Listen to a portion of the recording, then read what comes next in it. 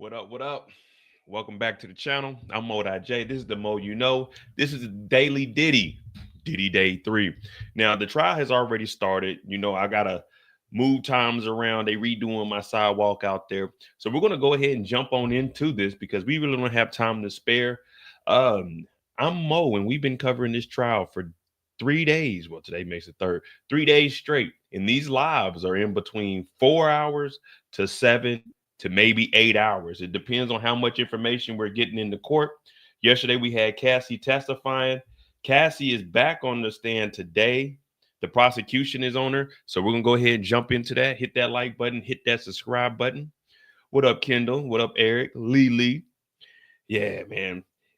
If you guys see me getting up periodically, it's because it's hot as heck over here. There ain't no AC, and I haven't brought my fan down over to the studio. So I'll probably go do that when we get to a break. But we're going to jump into it because I know we're a little bit behind on as far as her taking the stand. But hit that like button, hit that subscribe button. Pinned in the chat is the Discord if you'd like to join that. We'll be talking about the trial. Again, Raising Canaan is the last show that I'm covering on my channel.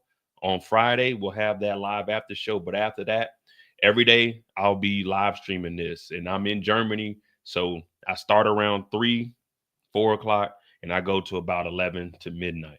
So I'll be doing the Diddy trial for this next 8 to 10 weeks. Some of the details and testimony that we go over will be a little graphic. I do reenact things. I act out what I'm reading. So some of these things will be very sensitive and disturbing. Of course, we won't joke about that, but we will be making jokes throughout this. So if you're easily offended, I'm not trying to offend anybody. I know we had a little incident yesterday, but I'm going to be me. You know what I mean? I'm going to be me. But let's go ahead and jump into this. This Diddy, day 3. Cassie is on the stand. Hit that like button, hit that subscribe button. Let's get this thing rolling. All right. Let me pull up. See, yesterday. We do go to Inner City Press's Twitter. We'll get caught up pretty soon. The way these updates are coming in is not that fast. We got Inner City Press. We got CNN. And then let's see if we can get the New York Times, because that's what we were looking at also.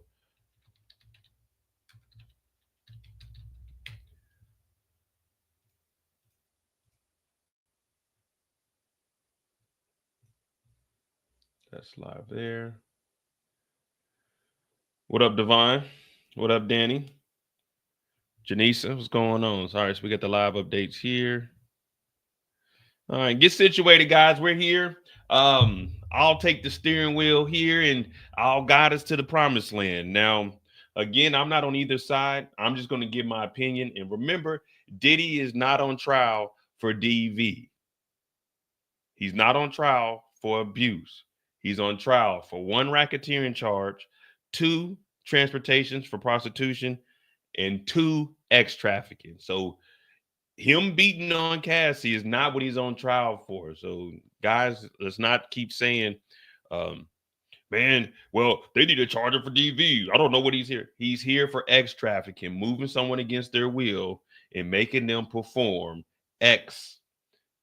He's here for transportation of prostitution, meaning hiring escorts and taking them somewhere or flying somewhere else and having someone fly in and having X with them and paying them.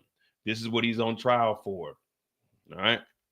So let's go ahead and jump into this. What up, 811? What up, Queen? So this is what we're here for. We got Cassie on the stand. This is be Cassie part 5. Also,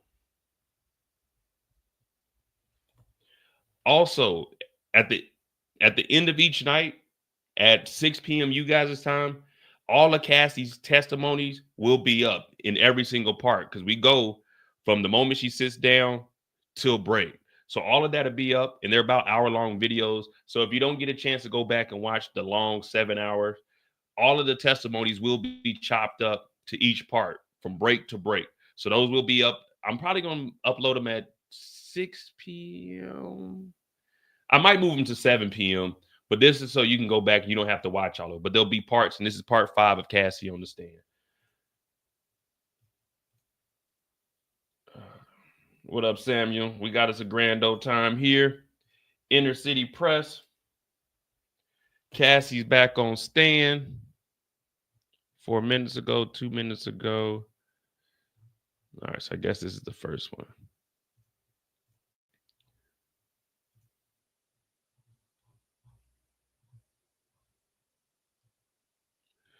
All right. So 20 minutes ago, they say Cassie's back on stand. Ventura testified just over 4.5 hours yesterday. We covered all of that. Prosecutors submit collection of exhibits into evidence. Prosecutor Emily Johnson is continuing to question Cassie this morning. She handed a drive containing photos and messages from Ventura's devices to Ventura, who is on the witness stand. Ventura says she's reviewed what's on the drive. Johnson is now submitting a collection of exhibits into evidence. Ventura recalls Combs packing up guns after he learned his rival was nearby. We went over that yesterday. There was a freak off going on. Diddy is no longer freaky. It's a nasty off because of what we heard yesterday. But there was a freak off going on. Security came in, told Diddy Cassie was crying and yelling. She didn't want him to go do nothing stupid. They went to go after Suge. Ventura says Combs took her belongings during the 2016 hotel altercation. Day one, we got the security guard who is now LAPD. He testified about this, and he said there was someone else in there. Cassie actually told us yesterday that there was a freak off going on prior to the hotel surveillance. Ventura says when she tried to fight back with Diddy, it would make him more violent. Emily Johnson clarified with Cassie that she was referring to the altercation in 2016, the footage we seen, when she said yesterday that she did not fight back against ex-boyfriend Sean Diddy Combs. In general, throughout the relationship, Ventura said there were times she did try to fight back when Combs hit her. She did, she did so more in the beginning of the relationship. I learned that it could escalate the fight more and make it worse for myself, she said. When she fought back, Ventura said it would make him more violent, make him stronger, make him want to push her harder. Okay, here we go. So now we're up to date. Yeah, Lisa, they're started right now. I'm just giving you guys an update what happened this last 20 minutes because I wasn't on here. So this is the first part where she was talking about trying to fight back, was the first part of her testimony. Here it says Combs' team did not want pregnant Cassie paraded by jury before her testimony. Now, if you've seen the sketches, these have to be some of the worst sketches I've ever seen in a courtroom. You would think, since this is a federal court case, they would have someone that actually knows how to draw, but it's just like a lot of scribble. But the defense didn't want Cassie to stand up there because there is a sketch of her putting her hand up and she's pregnant. They didn't want the jurors to see that she was pregnant because now they're applying that pregnancy. That's what they see Cassie. But when they hear the things, you can correlate that, like, oh man, you know, if he would do that, who knows how far he would take it.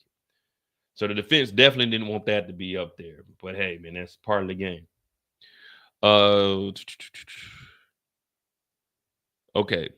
Combs' defense made their best effort to have Ventura seated at the witness stand before the jury entered the courtroom, what I just explained. I'm going to ask that the victim number one, when she testifies, be already in the jury box when the jury comes in. She requested that they requested that on Monday, adding he was making the request because Ventura's physical condition. Now, that obviously didn't work. In trial, optics may impact a juror's perception positively or negatively. However, a source close to Combs made the request specifically to avoid Ventura being pregnant, well, being paraded as pregnant. All right, so we're caught up on everything that happened this morning, and here we go. Now, remember yesterday there were names. We're not sure if there's really four or not, but we got Howard, we got Dave, we got Jules, and we got the Punisher. And it looks like today they're going to be asking about the Punisher and Jules. They showed Cassie photos yesterday, so that's where we are now. It was 6 minutes ago, 10 minutes ago, 20 minutes ago, 22. Jeez Louise. Okay, we got a lot of catching up to do. Okay, this isn't nothing up here. This is just the defense sent the zip file of text messages we're reviewing. So the defense is submitting things. So they're still what?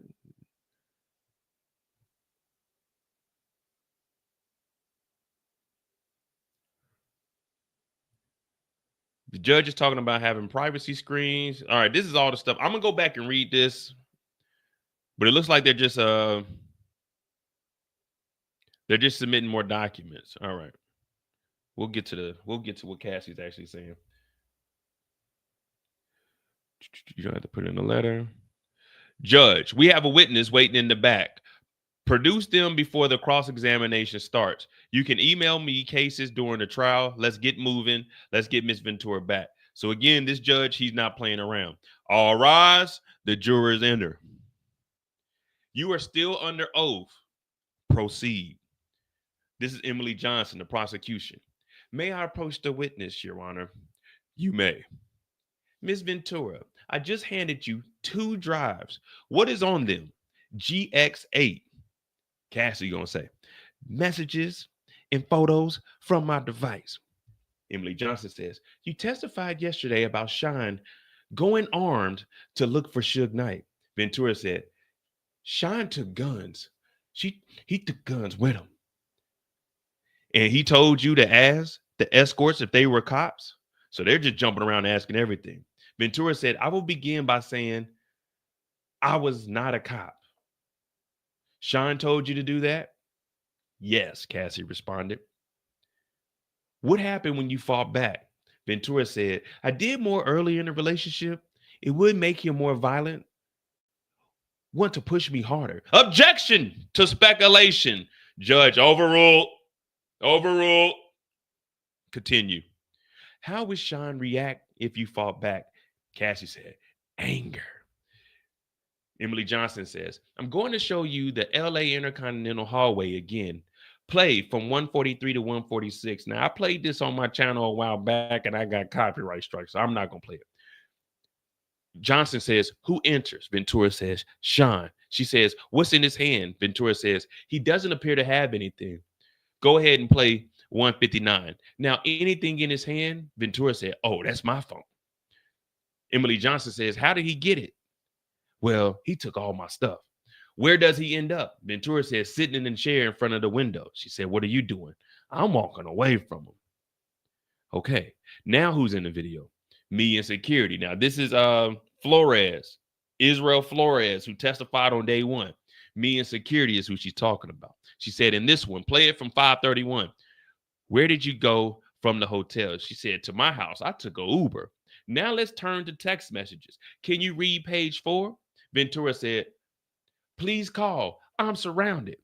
She said, who sent that? Ventura said, oh, this is from Sean. He was running around in a towel. I told him to put a robe on. Who sent these green messages? She said, I did. I wrote Sean. Jules left. As long as you're quiet, you can stay. Peace. Who's Jules? Jules is an escort. Jules is an escort. Well, Kevin, this is a federal case. And in federal court cases, cameras aren't allowed in the courtroom. That's just the way it is. So Inner City Press, heads up for you guys. He's actually in there. He's live tweeting it. And what we do is we get these tweets. Of course, it's only about 120, 150 characters. So he can't write it all the way out. From there, we cross-reference with CNN, which is going to give us a summary of everything he said. And then the New York Times, we're watching them also because they give us a little more detail. So I'm just trying to read through all of this and get us caught up on where we're at. And then that way we'll jump through each website and get a full understanding. Now, remember, security said that there was another guy in the room. Diddy was in the towel chasing her through the hallway. This is after a freak off prior to the premiere of her Perfect Match movie premiere. So security didn't talk to Jules, but it turns out Cassie said Jules, one of the 4 guys that was named yesterday, was actually an escort. Now, was Jules flown in from Vegas? We don't know. If he is, transportation and prostitution. But he was in there for a freak off. She ends up texting Jules. She says, Cassie, is this Jules? So Cassie looks at the photo. It's a big smile on there. Ventura said, yes. Emily Johnson said, B606 and 607, side by side, please. Cassie in big sunglasses. Ventura said, that's me. A selfie of me with a fat lip. Emily Johnson said, when exactly did you take this? Ventura said she took this photo of a fat lip with phones inside of the Uber. So we have some documentation. Now, remember, when they cross-examined yesterday, he was asking, why didn't you put that in the report?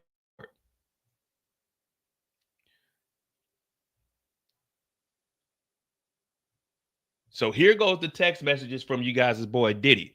These are the text messages Combs sent Ventura after the 2016 hotel altercation. Now remember, inner city press is just a brief overview. Boom, boom, boom, boom. This is what happened. CNN's filling in the blanks. After security guard Israel Flores, who testified on Monday, responded to the hotel room following the 2016 altercation, Cassie Ventura testified that she was able to get her things and leave the hotel. She took an Uber to her apartment. According to Flores, he put his forearm against Diddy and said she gonna leave this apartment or this hotel.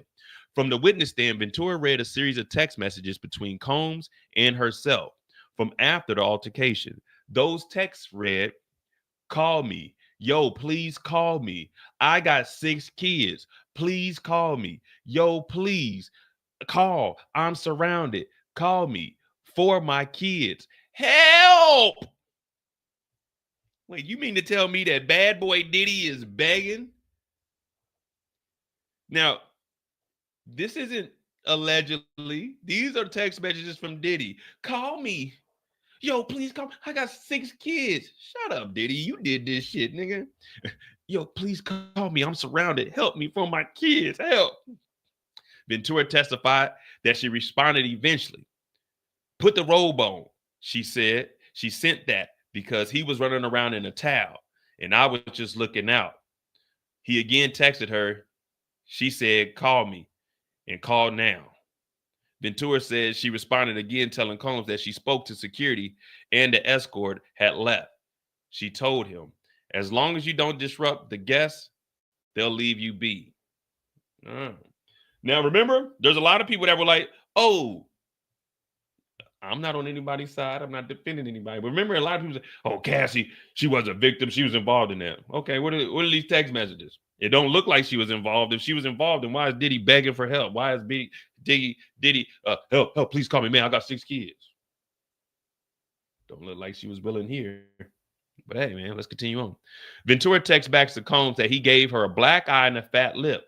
Well, it wasn't in the incident report. Remember Xavier? No, it wasn't Xavier. It was Brian Steele. Kind of a weak cross. But he was like, why didn't you report this? Well, we got text messages from Cassie to Diddy the same day that the incident happened. Prosecutor Emily Johnson showed the jury 2 selfie photos from Cassie Ventura. She said we're taking an Uber ride from the hotel after the altercation. Now, you can go in here, you can look at the properties of this. You got computer forensics that are going to look at when this photo was taken. They can also tell if it was altered. Ventura said she had a fat lip and was wearing sunglasses because I had a black eye underneath. Diddy texts back asking her to call him. He claimed the police were there and he was getting arrested. Call me, the police are here. You're going to abandon me all alone? He said. She texted him and she had a premiere coming for what she said was the biggest thing she'd done in her life so far, because Diddy signed her and not a 360 deal, was like a 5,050 deal, 10 years, 10 albums, which never came out. She said, Diddy, I have a black eye, a fat lip. You are sick for thinking it's okay to do what you've done. Please stay far away from me, she texts. So for everyone that's saying Cassie was a willing participant, this looks like she wasn't. This looks like she was trying to get away from Diddy. And we got text messages to prove it. Okay, the friend called the police after 2016 altercation. People said, why didn't Cassie call? Well, she was recovering from a black eye, a fat lip. And guess what? Her friend called. Cassie Ventura testified that her friend was at her apartment when she got home from the hotel after the altercation in 2016. She was super upset. She had just seen both black eyes and a busted lip before. Ventura said her friend called the police. I answered a couple of questions, but when they wanted me to say who I was talking about, I would not, so they left. Johnson asked why she wouldn't tell the police Sean Diddy Combs' name. She said, just in that moment, I didn't want to hurt him that way. It was just too much going on, Ventura added. She wasn't ready. Ventura says Combs tried to get into her apartment, calling it pretty normal behavior for him. Cassie testified that she could hear Diddy Combs banging, kicking, yelling outside of her door, trying to get into the apartment later that day following the altercation. One of his assistants reached out to Ventura to tell Combs was trying to get in her apartment. She said the behavior outside her door, she said, was pretty normal of Combs.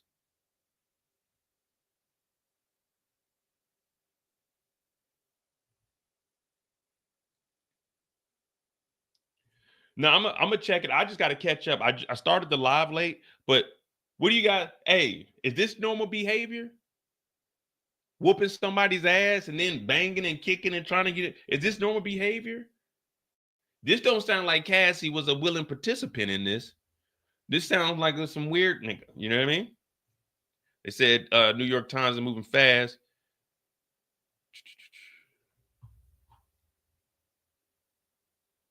Oh yeah, they are a little bit ahead of us. Oh shit. Let me see. What we got here? We might have to go over to New York Times real quick. They are moving like a mug. Let me see.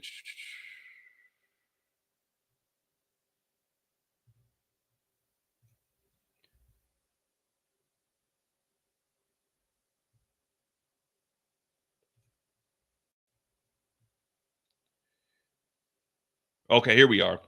Cassie testified after the hotel assault. Sean tried to get in her apartment. Cassie testifies that she went to the home of one of Sean Combs' security guards, D-Rock, not long after the assault to feel safe. She later went to Combs' house to do a fitting for her upcoming movie premiere. The jury saw a photo of her in a gown she wore to the event. Now, we brought up that photo yesterday. Um, the jury saw a photo of her in a gown she wore to the event. She was in sunglasses, she says, to cover up her black eye. The movie premiere that Cassie was attending was for a romantic comedy she starred in, The Perfect Match. Was 2 days after the hotel assault. The jury sees a photo of a couple at the after party. Ventura points out a bruise on her right arm. All right. Yeah, see, New York Times, they are fast, but they are giving us what we need, the quotes. We need to know what the hell they being said. You know what I mean?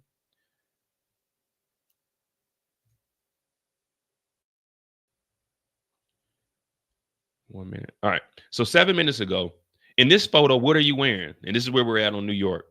In this photo, what are you wearing? She said, a gown and sunglasses. I had a black eye. What if any other bruising was visible? Ventura said, I had several bruises on my leg, but I changed clothes. What's this? Me and Sean at the after party. I'm going to show you escorts. Do you know the name of this person? Cassie said, no. In what cities did you use him? She said, in New York. Then she asked about another guy. Who is this? She said, it's an Islander. He was on Latin Men. We used him in LA and maybe Vegas. Well, there you go. If you had him in LA, you had him in Vegas. Transportation or prostitution. Who is this in 2A16? Jeez Louise. How many people they got in these photos?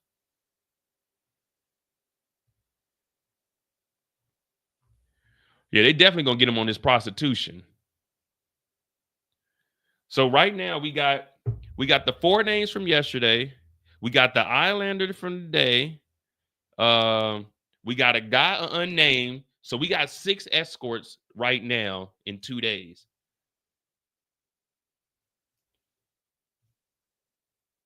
So we got 6 escorts in 2 days.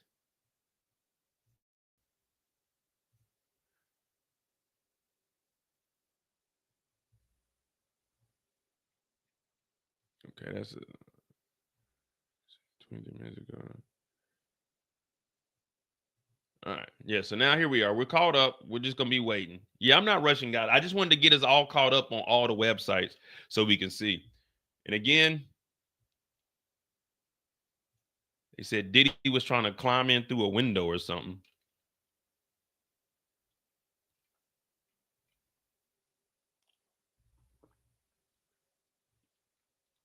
The police were called after this incident, but she didn't tell, which is common from victims. Yeah, we just sitting around, man.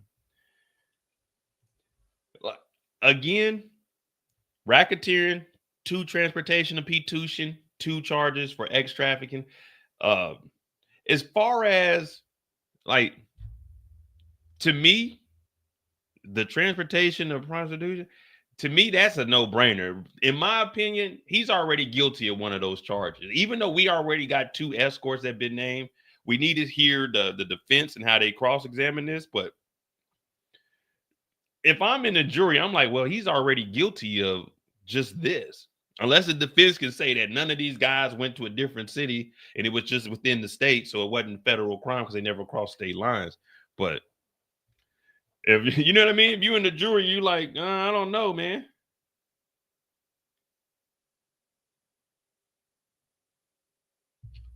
Anthony said they wasting time building to what they had, a domestic violence relationship. So what they're trying to do is establish. This is what the prosecution is trying to do. They're trying to show that Cassie, doing all of these freak offs and doing the relationships, Diddy was abusing her so much that she was scared to do anything in fear of being abused. Now I know people have been hitting me up. Man, did you hear that she was given the escort directions on how to do certain things? I'm like, yeah, I did read that. And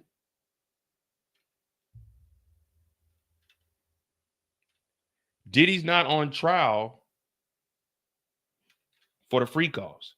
She could have been instructing them to do whatever. We have to understand is transportation for prostitution. It don't matter. If Cassie was willing, that's not what they're on trial for. They're on trial for Diddy flying escorts, allegedly, to different states, crossing state lines. That's what those 2 charges are for. The racketeering conspiracy is using an enterprise. See what they're doing? It's not like Rico. It's just a racketeering conspiracy where you use an enterprise to commit illegal activities. She said that Diddy's travel agency was the one that booked flights. So if one of his businesses paid for an escort to go somewhere, that falls up under the racketeering conspiracy. And that's why it's only one person, because it's this whole enterprise that they're trying to tie it up under. Then the X trafficking, well, that's pretty self-explanatory. So they're just establishing the domestic violence so they can say Diddy had full control. Now it's up for the defense to say, well, the defense already said that Diddy whoops her ass. So for me, I'm looking at it like that's terrible because now you're showing that he got strength and control over her. But I mean, we got to wait and see. I'm not a lawyer, I'm a doctor.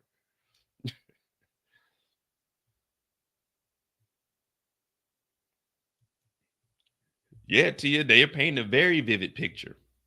And then everything else is just, they're just, I won't even say humiliating them because Diddy did this shit. That's on him. Like it ain't on. Hey, no one told you to do none of that nasty stuff.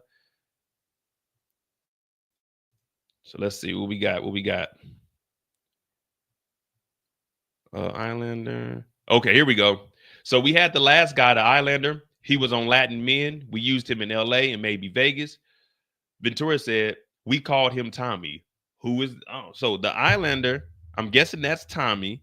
So who is this? Ventura. I know him as Greg, an escort in Miami.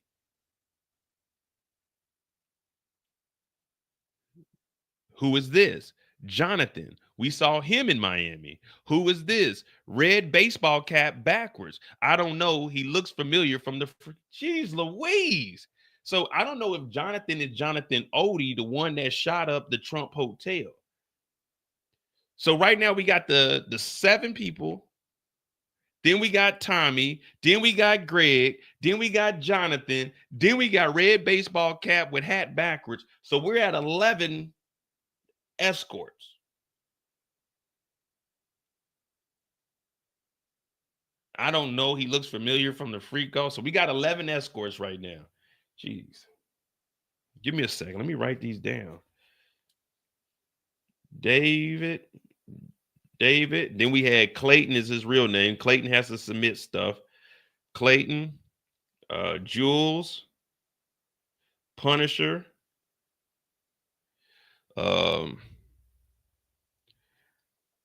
Islander.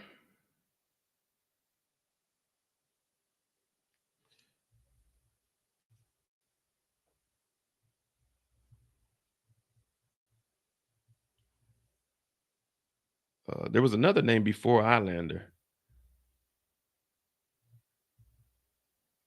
If someone can go back and find that. Tommy, Greg, Jonathan,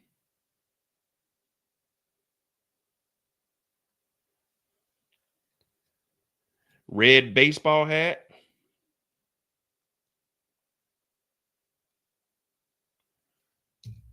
All right, so that's 1, 2, 3, 4, 5, 6, 7. Yes, we got another one somewhere else. I don't remember. But then we had the male escort that uh Dave Phillips got on the first day.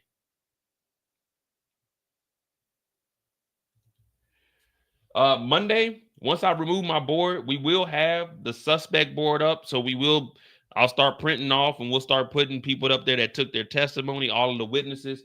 We will have it starting Monday. We will have the board up together. I'll be printing off photos of everyone. We still got some blank ones here. I gotta get some more ink, but we'll have that on Monday just so we can have our own personal record because we got a lot of escorts, and then we have to tie them with however we got to do it. So that's what we're gonna do. We got security guards, D-Rock who was there, Miss Courtroom. We got David Obi or whatever O'Brien from yesterday, who was a personal assistant that was named in here.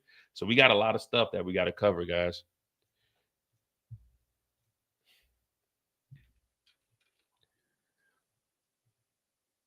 Uh, Jury views photos from the movie premiere. Okay, we went over there. I had bruises on my body that weren't completely covered by the makeup. I had quite a bit of makeup on my face, she said. The jury saw a photo of Ventura and Combs.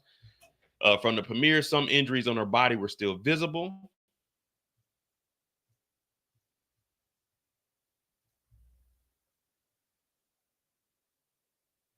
The prosecution is showing photos and running a list of escort. We are currently at number 13. Oh, so we got 13. Well, we haven't got all the names yet, but there's 13. Oh, here we go. Uh, Ventura says we're hired for freak off. She testifies that these men were often found through a contact with a business called Cowboys for Angels, which advertises that it provides male companions. Ventura is identifying the escorts with the names she knew by Ash. So we got to add Ash, Tommy Greg, we got that, and a man known as Islander. So we got 13 of them. 1, 2, 3, 4, 5, 6, 7, 8, 9, 10. Only got 10 listed, so there's 3 that we got to find. 13 total.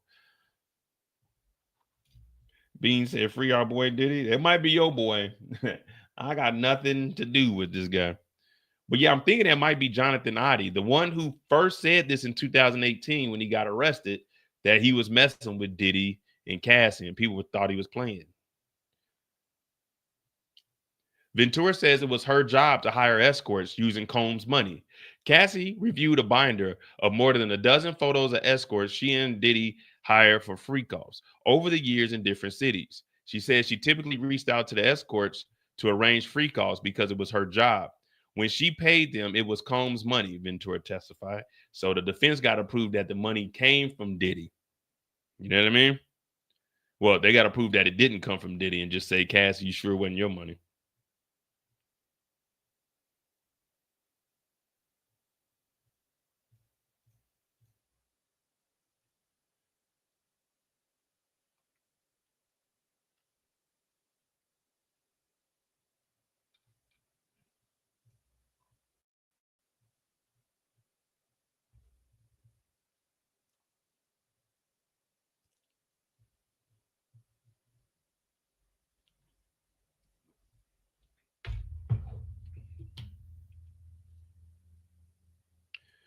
All right, we're just waiting.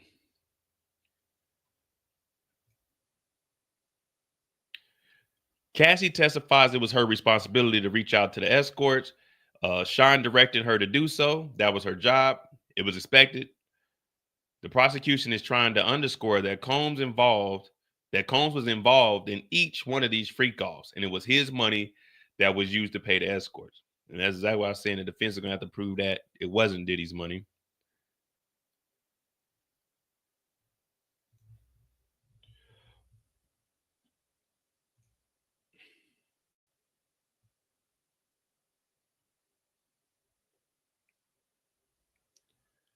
Anthony said, I have a feeling the defense won't get a fair cross. I mean, what? It's a fair cross. You just got to get up there and you got to. So far, the judge, I think the judge has been all right. You know, he stopped the prosecution when the objections were out there. I mean, you just got to do your job, man. This is why defense lawyers get paid a lot of money. This is why defense lawyers can be called $1 million lawyers. You got to get up there and earn your paycheck. It's already going to be hard for the defense. The prosecution got the upper hand. They got evidence on you. You got to try to defend from all of that. So you don't know what they're going to do. So this is what being a lawyer is about. If you want it to be easy to become a prosecutor, you want the real money, you want millions of dollars, become a defense attorney. You know what I mean? This is just the way of the game. So let me ask you guys this, though, while we wait for these updates. Well, there's one here. I'll ask after this. What did you write here? Cassie said, this is all we do. I'm just getting back on track. I'm sure you can call Kim or something. What did you mean by this is all we do? Free calls. So did she text this to somebody? Did she text this to somebody? And also, let me ask this. With Tony Busby, everyone calls him an ambulance chaser. What do you call a defense attorney that has all of this evidence against his client that takes that case? Are they just taking that case to get paid? Now, I know it's not an ambulance chaser, but what would you consider that? A defense attorney that knows somebody killed somebody, but they're trying to prove that it wasn't intentionally or self-defense. What is that? You know, are you just taking this case because it's a high-profile case and you want to get paid, win or lose? You see what I'm saying? A lawyer is going to take a case. If they think they can win a case, a lawyer is going to take that case. That's their job. That's what they do. Now, these lawyers, they took this. Brian Steele just beat a RICO. Well, he didn't beat a RICO. He did beat a RICO, but his client took a plea and lost all the other stuff. But he took that, and guess what? Oh, damn. All this stuff's against Diddy? I could probably get another $1 million out of this for 2 months, $1 million. Fuck it, I'll take on that case. I'll join on the team. Plus, I ain't got to do all the work. There's other people on there.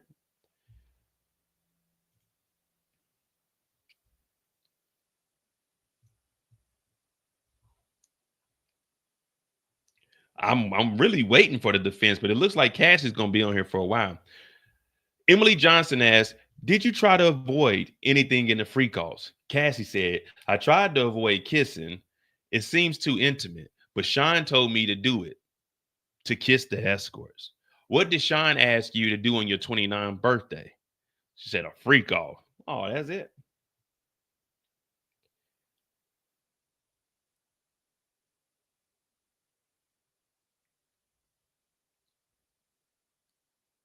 So wait. So Cassie didn't want to do any kissing, but the guy on day one was like, yeah, man, I thought Cassie was feeling me. Man, Cassie wasn't feeling you.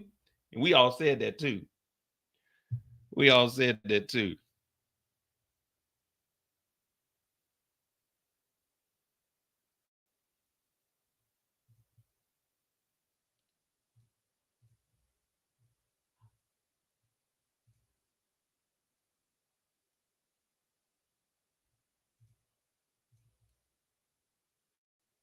What up, TV Junkin? This case so far is not shaping up how I thought it would.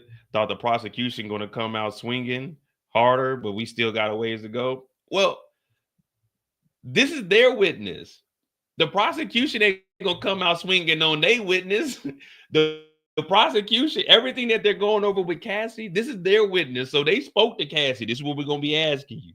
You know, they prepped their witness. They're not about to be swinging and make their.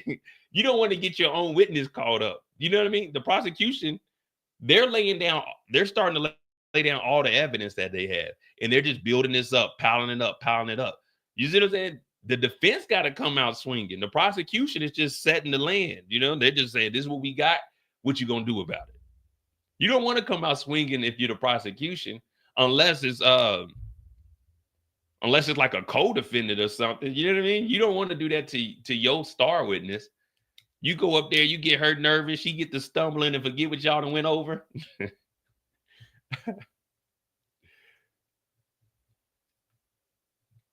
Let me see what we got.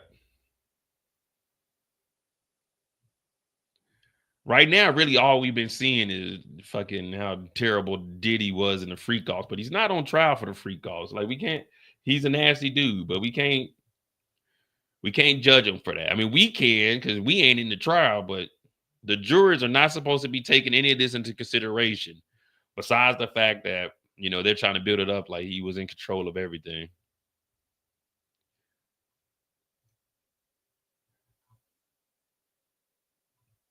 Prosecution using the 2016 hotel surveillance to, oh, okay, man, this is a legal expert. All right. We already know that. One, they're supporting Cassie Ventura's credibility because what she's saying, the jury doesn't need to take it at her word. They can see it in the video. And the second thing, they're using Cassie Ventura to narrate that video because it tells you a lot, but it doesn't tell you everything. So this is a legal expert, not just me. Ventura avoided kissing escorts because it made her squeamish. But Sean would request her to do it. So she would.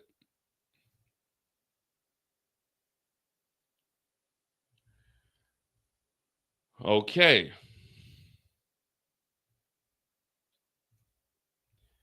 Here's a text message from Diddy.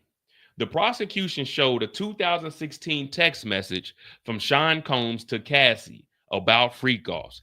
He suggested that they have a proper freak off without the drug ketamine involved. He wrote that a successful freak off was when he remembered. I won't bring it up again until you are in that mood, he wrote, suggesting that when she was, he would fly in a man known as Dave. Ventura testified that ketamine was her preferred drug during the freak offs because it was taking her away. Dissociative. So, Ventura does say she's using drugs. Diddy wants to have a proper freak off without a drug, one where he can remember. So, with these text messages, again, Diddy's not on trial for drugs. He's not on trial for DV. He's on trial for flying in prostitutes. He's on trial for sex trafficking, taking someone somewhere and having sex. But we got text messages that show when he has freak offs, he don't remember nothing. Now, if Diddy's old lawyer said that Diddy was going to take the stand, which will be totally stupid because he'll fuck around and admit to something. But Diddy himself in 2016 said he don't be remembering these freak offs. He just get freaky. He don't even remember that swimming pool in the room. He just get freaky, but he ain't a freaky guy. He's a nasty guy. So that's where we're at right now with these text messages. Damn, Cassie kept these messages. Well, I guess in 2016, if you got an iPhone, those messages are easily be recovered.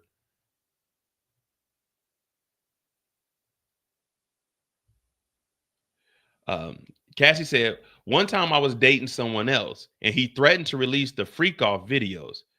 I'd have to answer to my mother. It's horrible and disgusting. No one should do that to anyone. What did Sean say the impact would be? Ventura said it would be shameful. Let me show you a chat.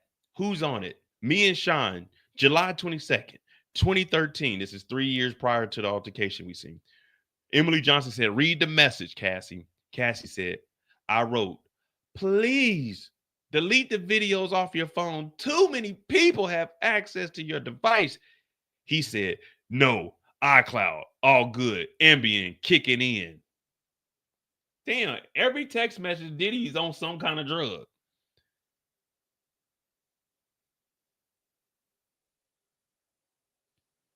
Please delete the videos off your phone. Too many people have access to your devices. He said no iCloud. All good. Ambient kicking in. What does that mean? No, he deleted it. He put it on the iCloud, or no, they don't have access to my iCloud. All good. Ambient kicking in. Yeah, we need some more. We can't say he didn't delete them.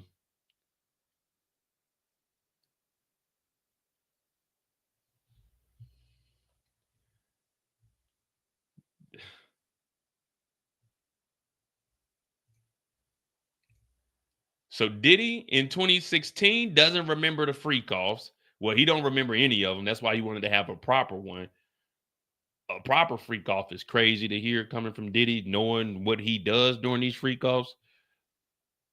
And then here he's talking about the ambience kicking in, and she wanted the photos and videos deleted. How are you guys interpreting this?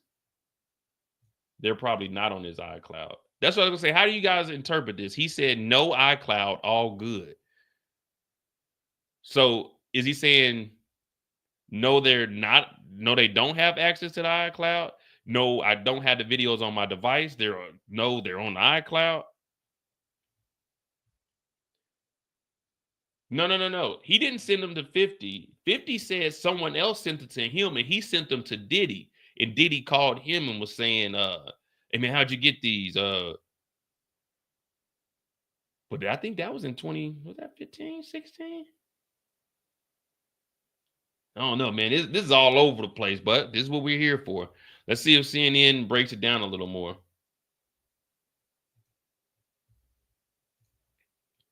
All right, we got a short break. Ventura says she preferred taking ketamine because it was more disassociative. In 2016, Combs sent Cassie a text that he wanted to have a proper freak off where they didn't take ketamine. A successful freak off is one we remember, he said. Ventura testified she preferred to take the drug during the freak offs. Okay, that's that. The jury is on a short 10-minute break.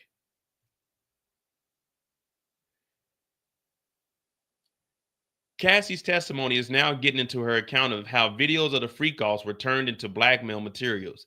She says that several times Diddy brought up the subject of actually explicit videos of her when he was angry about something. One time I dated someone else. That's what it was all about. I'm going to put out 2 embarrassing videos of you, she says, adding that she thought he just wanted to hurt me. In 2013, this is the text message. Please delete any videos you have in your iPhone. Combs responded that he had deleted them. Okay. But there were times in the relationship, she says, when she saw the videos still existed, but thought they had been deleted. So Combs responded that he deleted them, but she said there was times that the video still existed. We're on a break right now. See, this is why we gotta get the evidence out. They could at least show us the text messages. They could give us the text messages. They could give us. We don't need no videos of the freak. They can keep the freak offs.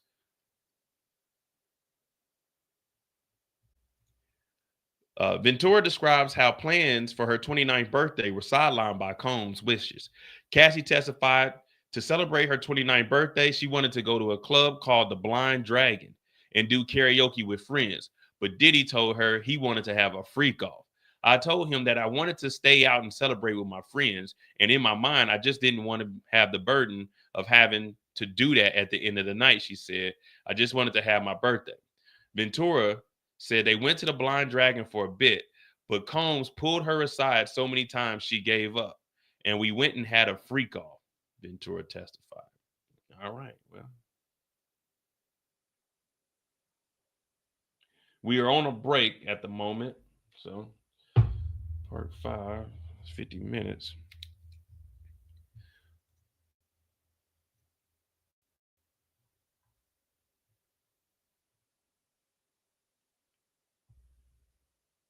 All right, so we finally we reached the break. We got our first break of the day. Diddy wasn't trying to go to no Blind Dragon. I'm about to look up the Blind Dragon though, so we about to see where the Blind Dragon is or what club it is.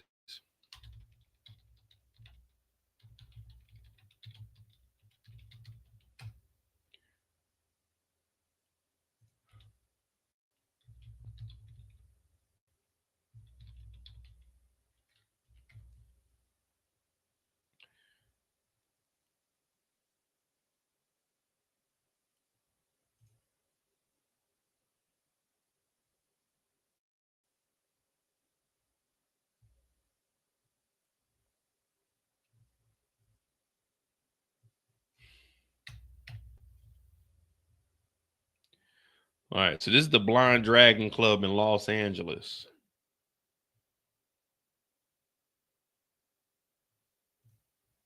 They got a website? Let's see. Blind Dragon.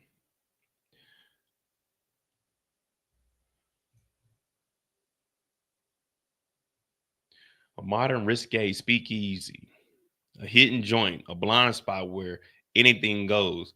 Y'all probably need to take that out the title right now. Oh, man. This ain't no type of club I'm trying to go to. What is this?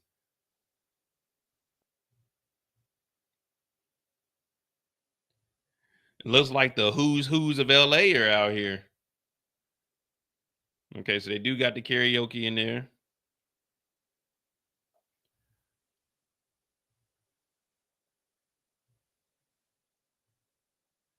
All right, look like a cool little time.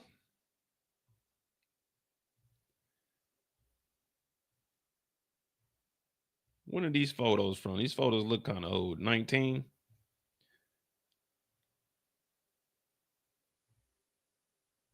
Let's see if we see any celebrities on here now.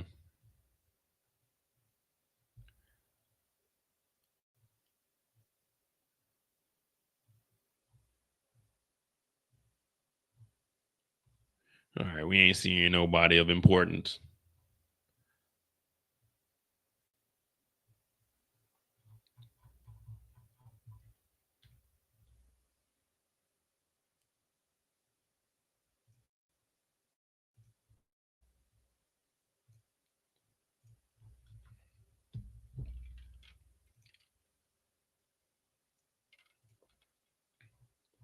All right.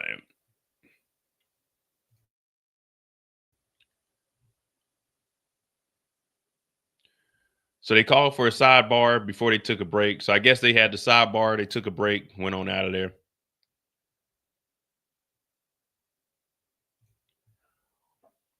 What y'all think on a scale of 1 to 10? Not you, just what you think the jury is thinking. This is bad, 10 being the worst, 1 being, it might be all right for Diddy. What do you think the jury is going through right now? Hearing all of this, they went home. You just laying in bed. Man, I heard some disgusting shit today, and I got to go back tomorrow for the next 8 weeks. I got to go in there and listen to freak offs. What you thinking, man?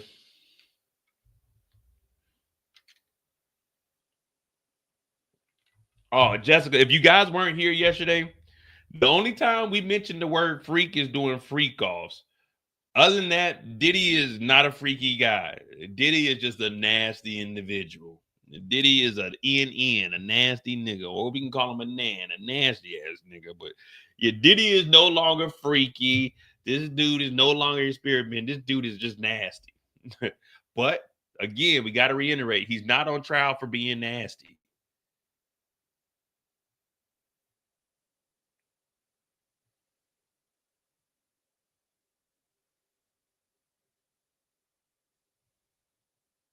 Okay, so Combs responded that he already deleted the videos, excuse me, and his iCloud wasn't on. All good, he said in the message. So according to Diddy, he said, nah, he deleted them and there's no iCloud. So they weren't backed up on the iCloud.